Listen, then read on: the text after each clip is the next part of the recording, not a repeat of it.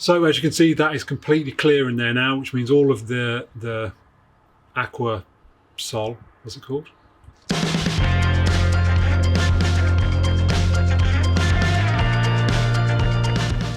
Welcome back to Van Vibes and Sibes. A little bit of a different video to our normal videos today. We're going to be doing like sort of a van maintenance or campervan maintenance.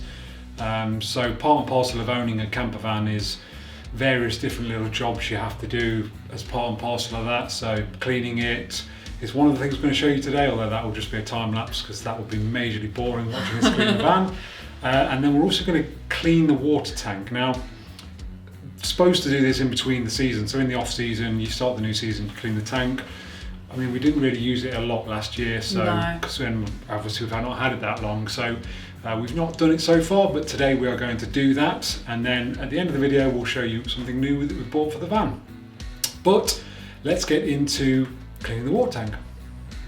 So, cleaning the water tank. So unlike a lot of campervan conversions, our van doesn't have like a water tank filler inlet on the side or at the back or anywhere. The inlet for ours is actually underneath, which is quite nice because it means you don't have any holes or unsightly plastic things on the side, so that's really nice, but it does make something like this a little bit more challenging. So we've chosen to use this Purasol, and this is the liquid version. You can get this in a powder version, and the beauty about this is it doesn't leave like a powdery residue inside your tank, so that's beautiful. And also the fact that we can't just drop something into our tank like you would with a conventional inlet on the side of your van makes this a perfect product for this. Unfortunately, because ours has an inlet on the back, we also have the challenge of getting this product into the tank.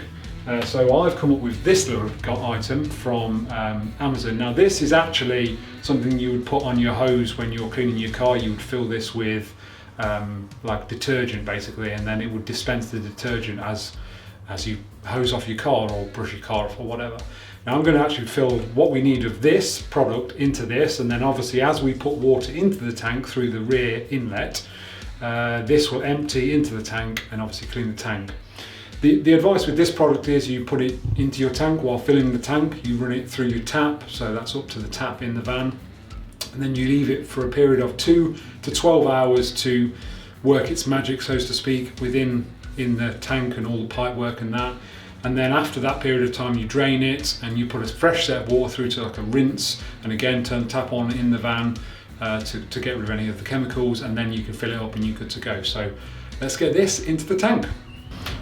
So our tank is a 20 litre tank, and this says it needs 30 ml or 3 capfuls, so I'm guessing the caps must be 10 ml for 25 litres, so we're just going to stick with that. 20-25 litres is about the same in my mind. So that's 3 capfuls in here, and then we'll connect it up. So this now clips onto the inlet for the water tank, which is at the back here. There we go. And then the water hose onto that, like so. We set this so that it's the maximum soap. There we go. Oh no, that's maximum water. So that's maximum soap, and then we just turn the tap on and fill the tank up.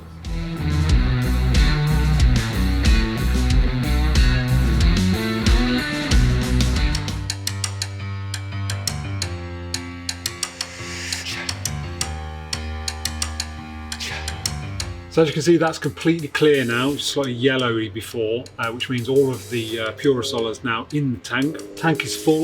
We're going to leave that for probably about 4 hours. 2 to 12 is the suggestion. We've got some hours to kill tonight, so 4 hours. And then we'll empty the tank and refill it for a flush. 4 hours later.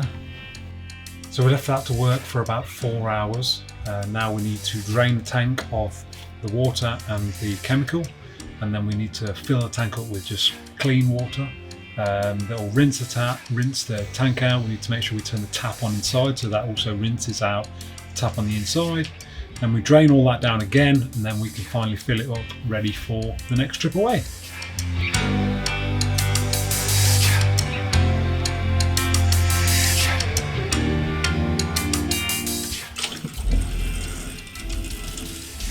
So just running some water through the tap just to clear any residue of chemical in that. So we'll let that run for a couple of seconds. And then we'll just drain the tank as we just did, and then we can fill it up, ready for the trip. So next up we are going to clean the van. We won't let you sit through that major boring thing, but we might do a little time lapse showing sort of little bits and bobs of how we do it. But I just thought it would be interesting to those that have maybe got a transporter or a fairly new van and want to try and keep it as nice as possible and try and avoid as best they can the sort of swirls you get in the paint. What I'm doing to try and mitigate that. So first up, nice big bucket. First most important thing is that you have a grit guard in it. Right at the bottom, that basically means that any grit that you get in there will sink to the bottom, and it tries to stop any grit getting into your sponge or wash mitt. Then I use a wash mitt. This just goes on your hand. One of the beauties about this is you're not going to drop it on the floor like you would like a loose sponge. So that's really important, and that's just like a soft one. I think that's an Amazon product. Similar kind of scenario for the wheels, just a soft bristle brush that can get into the spokes. Again, nice and easy. I think that came from Halfords. And then I tend to really like the Autoglym products. This is what we use for the sort of the shampoo when we're cleaning. That's the Autoglym shampoo conditioner. Really like the Autoglym stuff. And then to dry it off, I use a fully synthetic leather. I find these to be a little bit better than a proper leather. And this is, I think the brand's called a Flunky on this, weird brand, probably available on the internet, but yeah, that's what we use, so let's get into it.